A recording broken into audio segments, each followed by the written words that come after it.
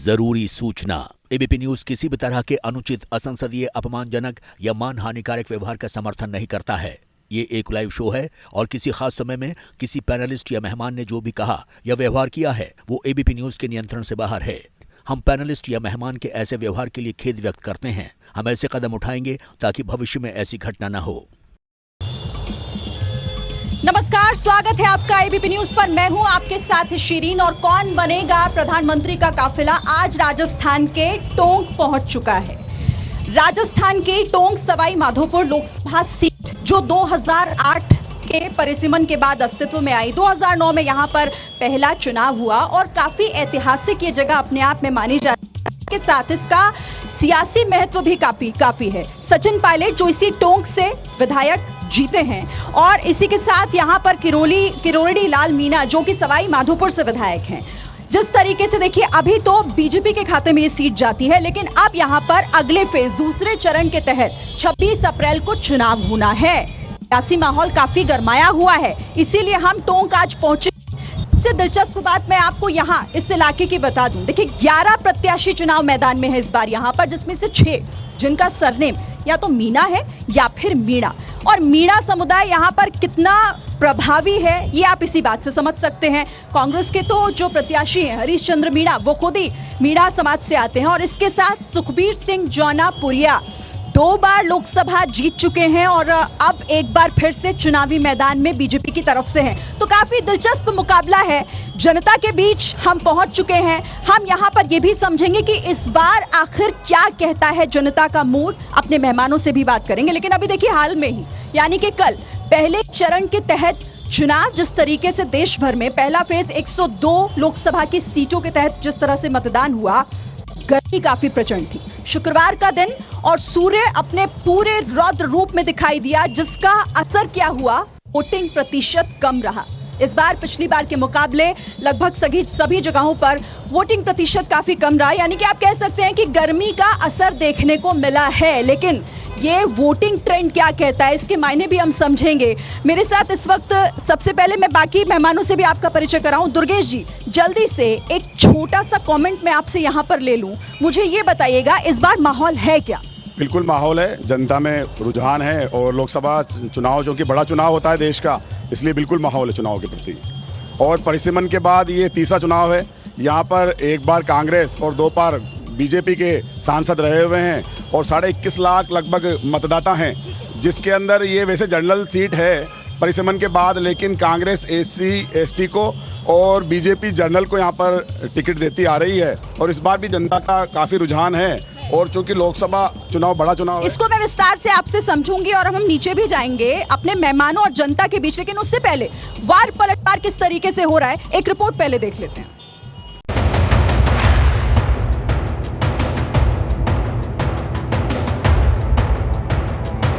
जिस रेगिस्तान की गर्मी में अच्छों की हिम्मत दम तोड़ देती है, वहां आपके हौसले के सामने गर्मी भी कुछ नहीं कर पाती।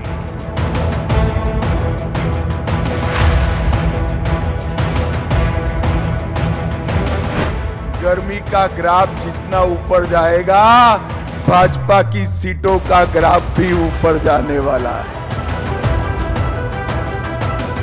अरे राहुल गांधी इधर रहते किधर? थोड़ी गर्मी हो गई तो विदेश जाते हैं और विदेश में अपने देश का बदनामी करते हैं। हमारे मोदी जी तो एक दिन भी छुट्टी नहीं ली उन्होंने। ये फर्क है। कांग्रेस की गत ऐसी कर दो कि अगली बार राजस्थान के प्रत्याशी भी न मिले। हाथ बदलेगा हालात और पब्लिक जानती है कि कांग्रेस जब सरकार में होती है तब परफॉर्म करके दिखाती है। ये चुनाव बदलाव का चुनाव है। कांग्रेस को इतिहास की वस्तु बना दीजिए। लोग जिस कांग्रेस के बारे में कहेंगे कि एक थी कांग्रेस। 400 पार होगा, लेकिन राजस्थान को मैंने देखा हुआ है, इसलिए राजस्थान के अंदर 25 में से 25 आएंगे, ये मैं यकीन से कह रहा हूं। 2014 का हिंदुस्तान अलग था, 2024 का अलग है। जनता ने सबको पता लग गया कि इसमें क्या है और जनता बिल्कुल गुणवत्ता के आधार पर निर्णय करेगी और ये सीट कांग्रेस को आएगी। टोंक मैंने बताया 2014 से पहले देखें और आज 10 साल बाद देखें तो टोंक में बहुत कुछ बदलाव है और बहुत कुछ बदलाव होना जा रहा है, अभी बहुत कुछ होना है।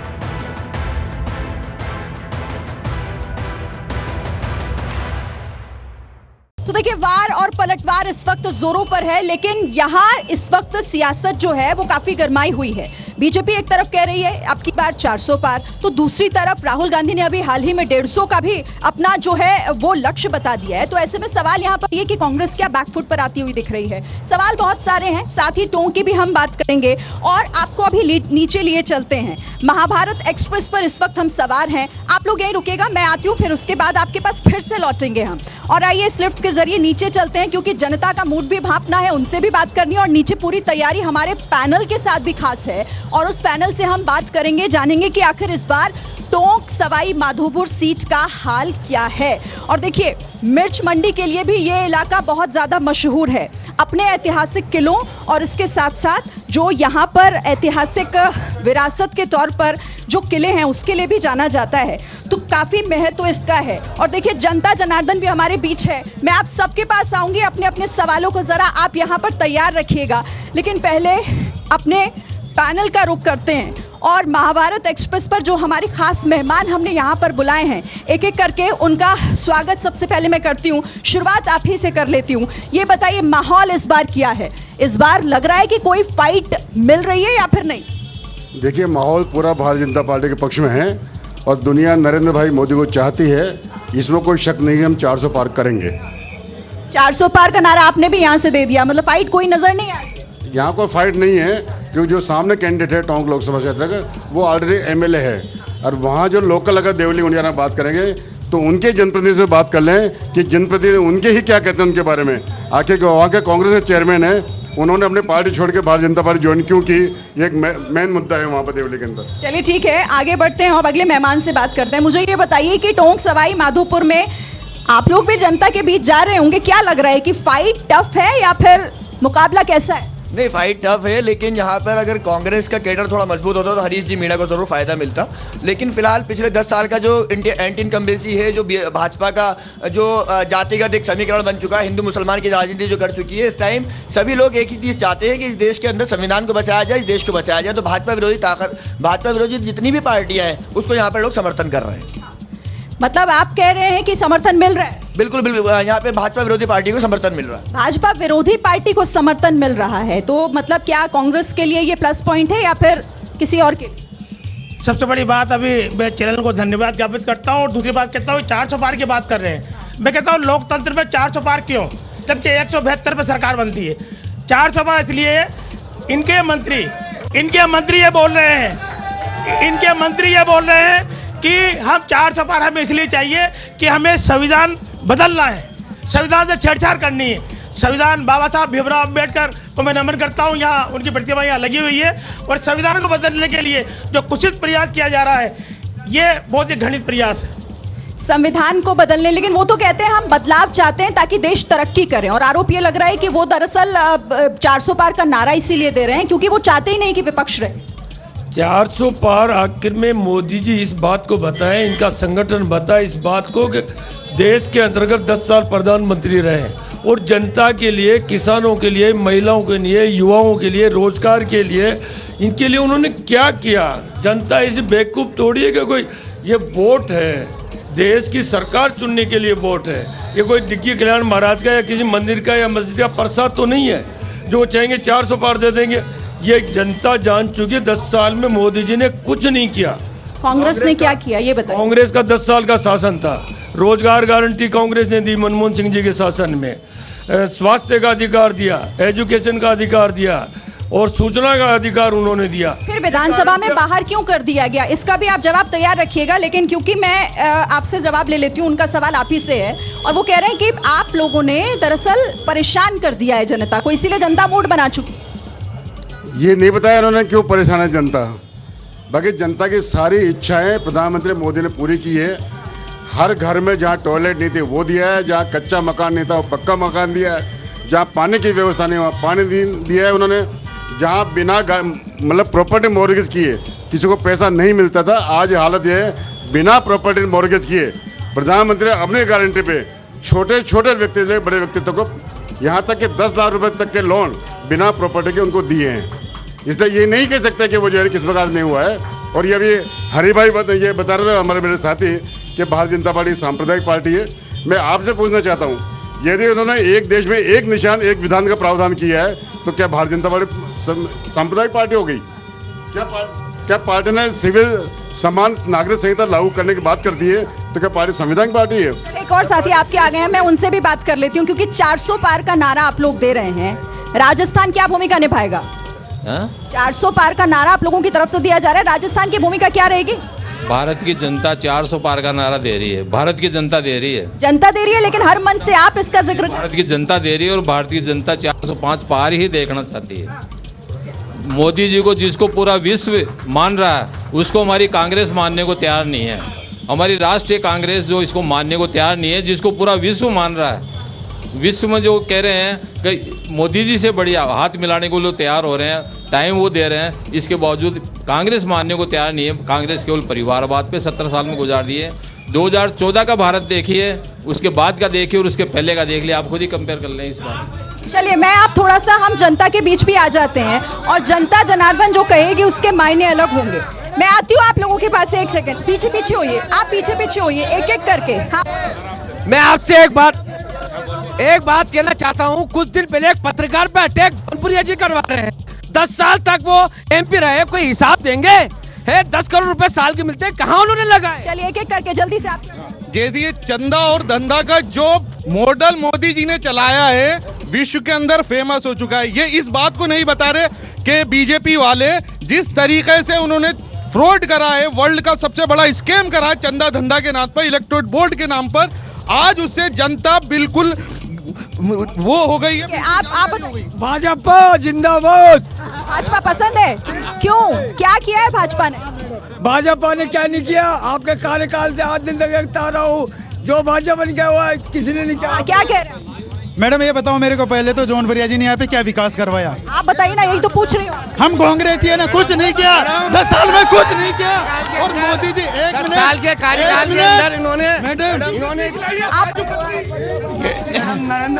ये टोंक के रोजगार के बाद में बातें क्यों नहीं करते? ये कांग्रेस और बीजेपी की सरकार आ गई, टोंक के अंदर रेल के अंदर इन्होंने क्या किया? इन्होंने सवाल में पूछूं, रोजगार टोंक सांसद जो 10 साल हो गए उनका कार्यकाल को, 10 उपलब्धियां बता दे कि हमने उसने विकास किया हो, सिवाय आपस में लड़ाना, इसके अलावा कुछ भी नहीं किया इन्होंने। विकास के नाम पे गुंडा की विकास हुआ है। मेरी बात सुनो, 1 मिनट मेरी बात सुनो।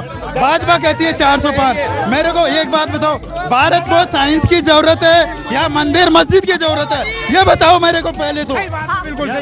मैडम ये इनसे पूछो या क्या नहीं किया? जो काम जौनपुरिया जी ने किया, यहाँ से 8 दिन तक कोई सांसद ने काम हुआ है, विकास काम हुआ है, विकास बिल्कुल कैसे काम हुआ है? जो गांव गोद लिया था एमपी ने जो गांव गोद लिया था कांटोली, उसमें एक नाली भी बनाई गया उसने 10 साल के अंदर। ये बीजेपी से सवाल? बिल्कुल बीजेपी। चलिए अब थोड़ा मुझे ऊपर जाने दीजिए, मैं आप यहाँ पर जवाब ले लेते हैं, क्योंकि जनता यहाँ पर आपसे सवाल पूछ रही है और आपसे एक मिनट आप सुनिए ना, आप सुन लीजिए।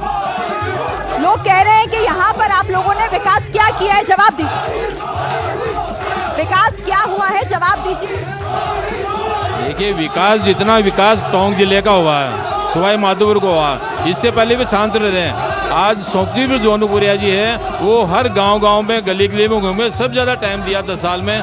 कोरोना काल में आप और हम बाहर बैठे हुए थे, लेकिन हमारे जौनपुरिया जी गांव में जा रहे थे और गांव में किट बांट रहे थे। इससे बड़ा और क्या हो सकता है? मुझे चलिए आप जरा कांग्रेस के पास चलते हैं। कांग्रेस जवाब दीजिएगा, ये क्या माहौल है इस बार? 10 साल की इनकम्बेंसी, 10 साल से लगातार जो जनता कह रही है कि 10 साल जौनपुरिया जी बताएं कि उन्होंने क्या किया है।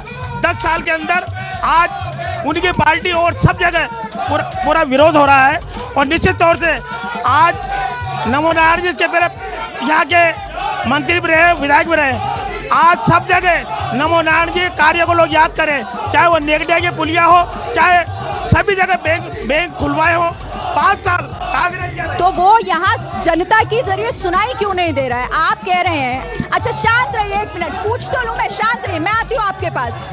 जनता आपसे पूछ रही है, कह रही है कि आप लोगों ने तो टोंक की जनता के लिए कुछ नहीं किया है।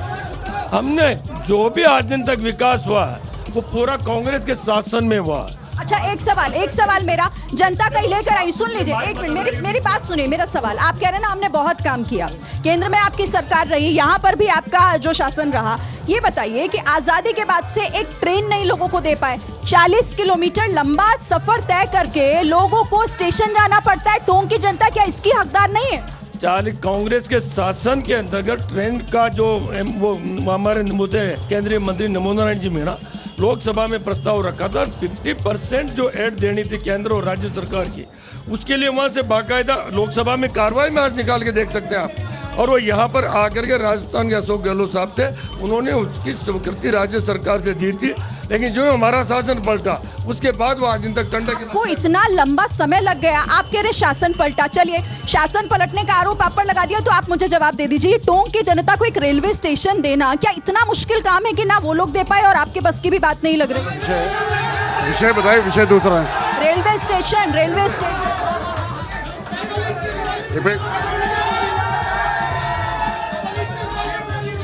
देखिए, रेलवे कुछ बातें सुनेंगे तो मजा आएगा, नहीं सुने तो मैं तथ्यों बात बता रहा हूँ।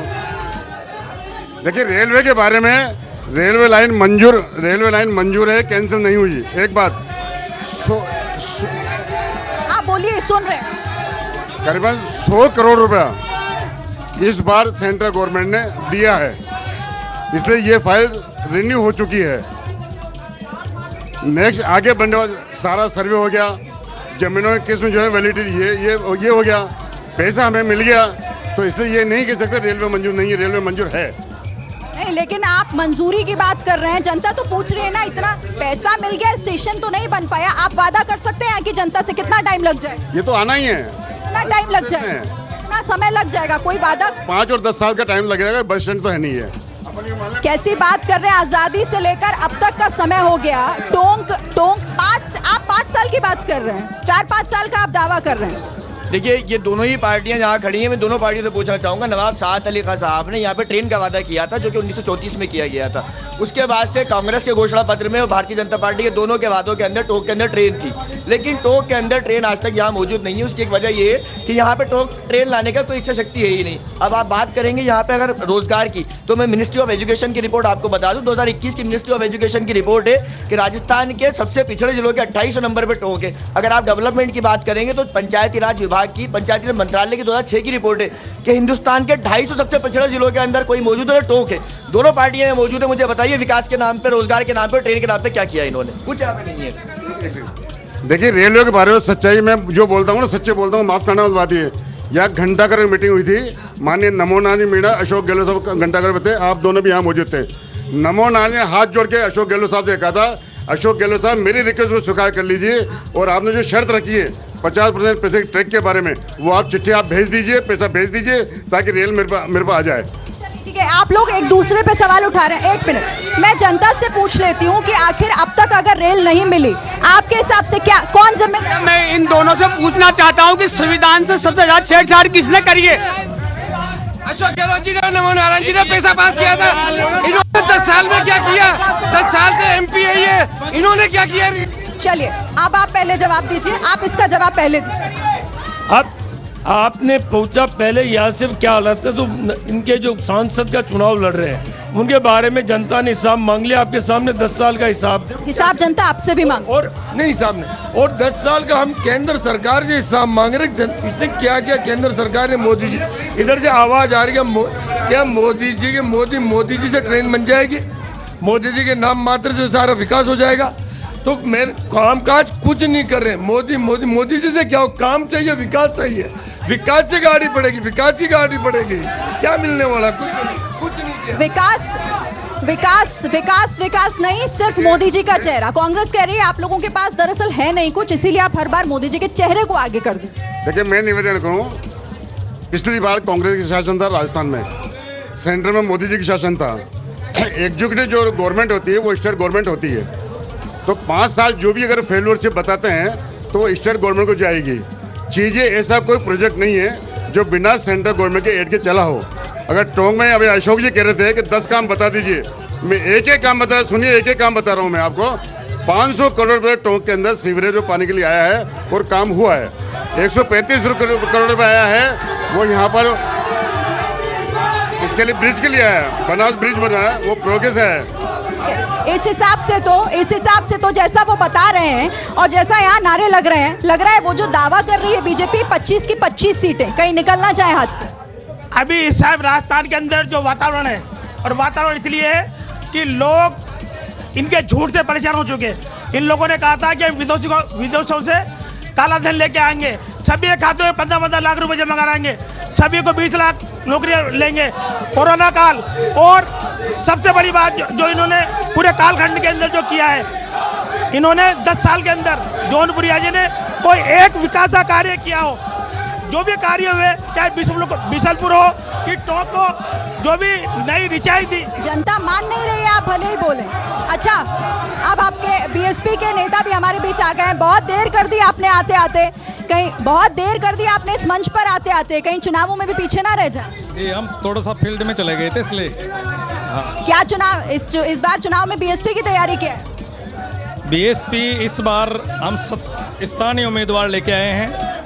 जो बीजेपी से एक उम्मीदवार है वो बाहर ही हैं, कांग्रेस से जो उम्मीदवार है वो भी पहले बीजेपी के पूर्व सांसद हैं, और हम क्षेत्रीय लोकल उम्मीदवार लेके आए हैं प्रहलाद जी सैनी, जो यहाँ के स्थानीय जो भी मुद्दे हैं उनको वो अच्छी तरह से देख रहे हैं, और संसद में जाके यहाँ जो भी लोकल विकास की बातें हैं वो पूरी करेंगे। चलिए, विधायक जी हमारे साथ हैं बीजेपी के, मुझे आप इसका जवाब दीजिएगा जो वो कह रहे हैं। अच्छा, ये आरोप तो देखिए विपक्ष आप पर लगातार लगा भी रहा है कि क्योंकि आप लोगों को 1 मिनट 400 पार का नारा जो है वो सच करना है, इसीलिए जो आए सबको अपनी पार्टी में शामिल कर लिया। ये टोंक जिला बहुत बड़ा जिला है।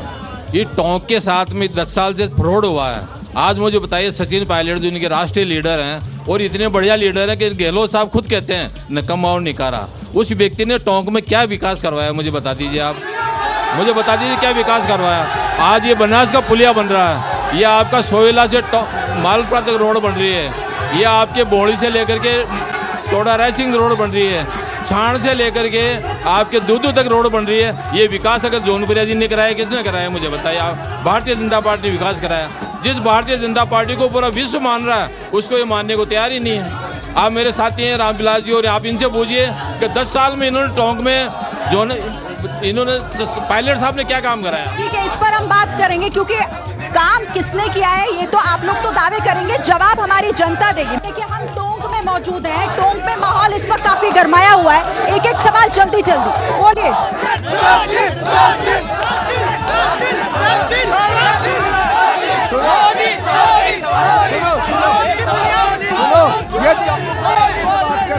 बीजेपी सरकार चौकीदार बीजेपी सरकार मणिपुर में क्यों नहीं बोलती?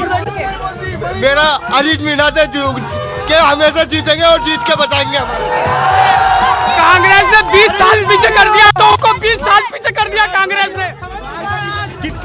जम्मू के अंदर उम्मीदवार नहीं कराएगा, जम्मू कश्मीर में उम्मीदवार नहीं। ठीक है, चलिए एक एक से जल्दी से फटाफट।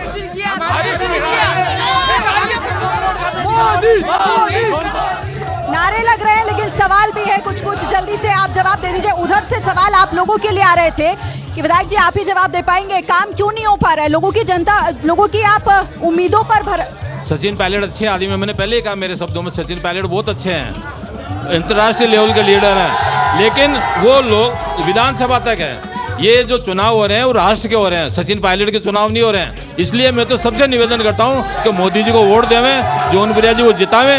राजस्थान की 25 के 25 सीट हमारी आने वाली है और ये लोग बौखलाए हुए हैं। चलिए, सचिन पायलट की बात आप कर रहे हैं, सचिन पायलट को भी मैं सुनवाऊंगी, लेकिन आप कुछ कहना चाह रहे हैं? मैं ये कहना चाह रहा हूँ कि इस समय जब भी हम पार्लियामेंट में राहुल जी ने बोला, अपनी बात कही, तो इन्होंने बात नहीं सुनी।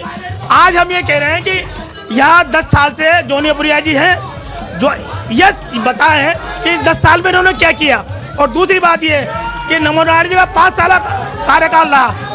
हमने यहाँ से इस सीट पे, हमने जनरल सीट पे हमने अजहरुद्दीन को टिकट दिया और उसके अलावा नमो नारायण जी यहाँ रहे। 5 साल में इस जनता ने उन्होंने जगह जगह उन्होंने बैंक खोले, हथाइयाँ खोली, नेगड़िया पुल बनाया और ये विकास कार्य है। ये बताया 10 साल में उन्होंने क्या किया। फिर मोदी मोदी के नारे क्यों लग रहे हैं आप? ये दोनों पार्टियां जनता से फुटबॉल खेलती हैं। 5 साल आप राज करो, 5 साल हम राज करें। टोंक में विकास, रोजगार और शिक्षा को लेकर कोई काम नहीं हुआ है। यहाँ बेरोजगारी दर बढ़ती जा रही है। ट्रेन नहीं होने से ये पिछड़ापन यहाँ पे आता जा रहा है। बीजेपी कह रही है कि चेहरे पर चुनाव या फिर मुद्दों पर चुनाव। आपके हिसाब से चुनाव किस बार?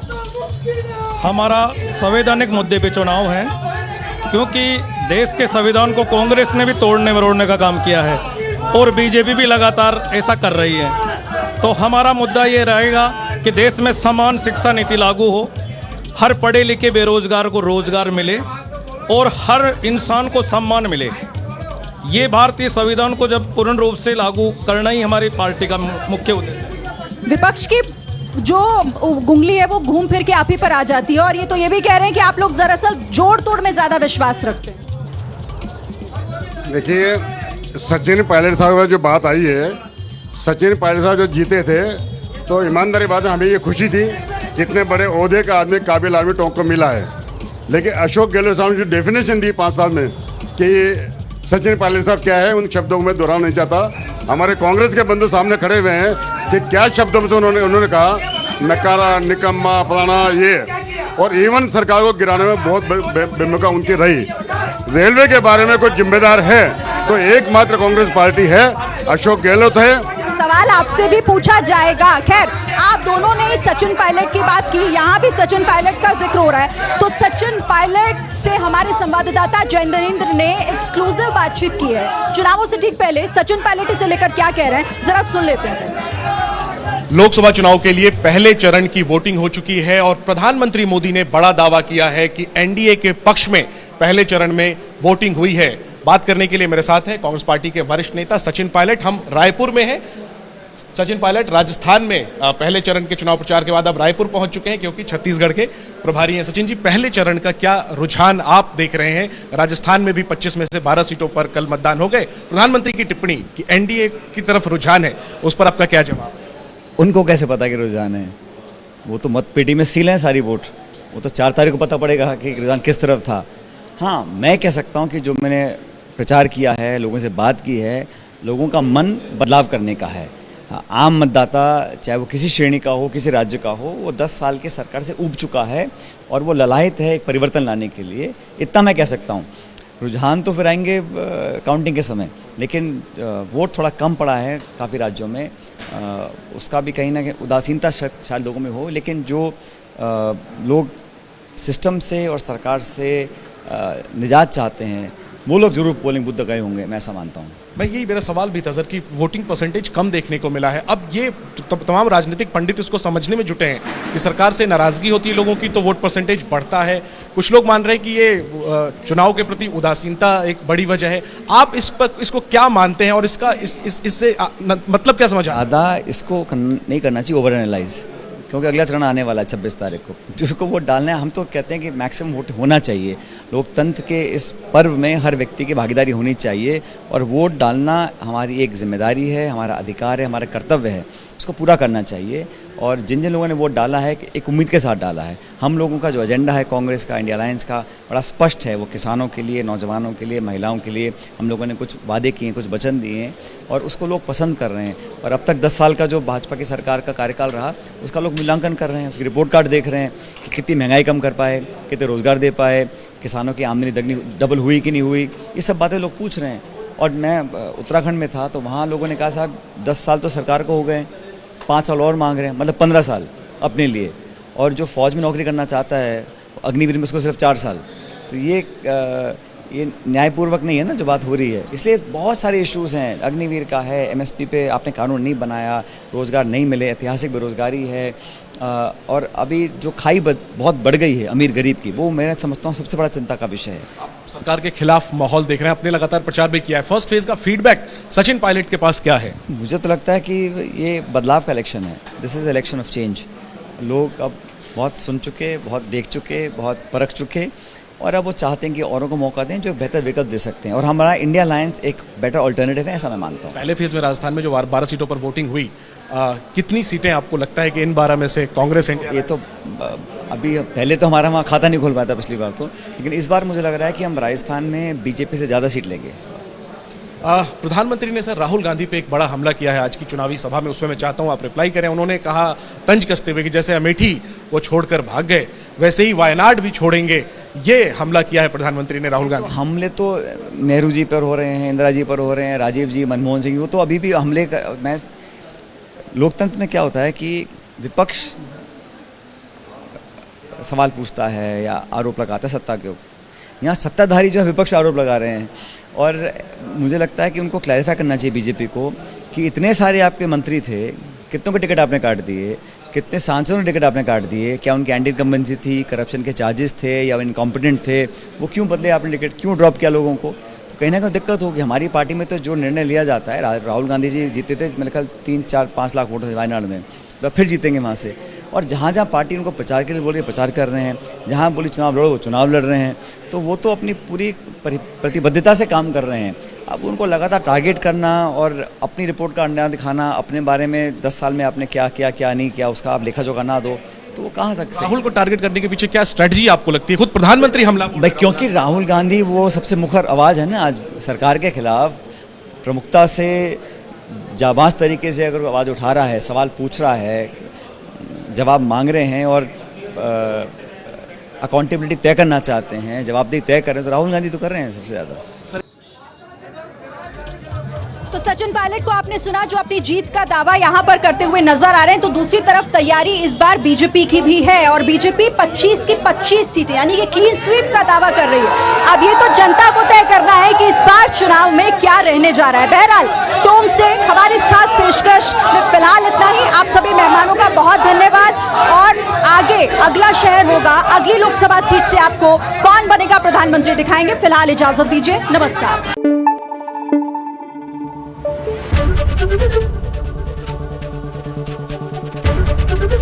एबीपी न्यूज आपको रखे आगे।